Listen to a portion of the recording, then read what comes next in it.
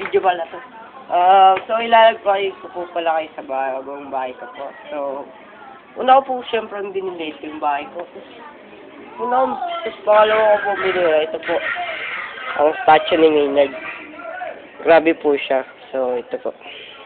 Ito po yung iba. So, ito po ang statue ni Maynard. So, napakaganda po nito.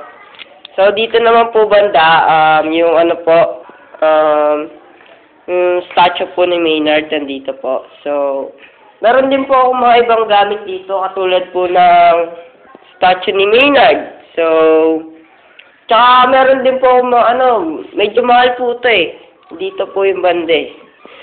Ito po, statue po ni Maynard.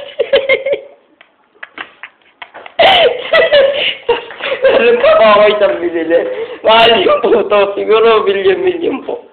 Ang statue ni Maynard. So po, hindi na po talaga makita. Pero napakaganda po. So, salamat po.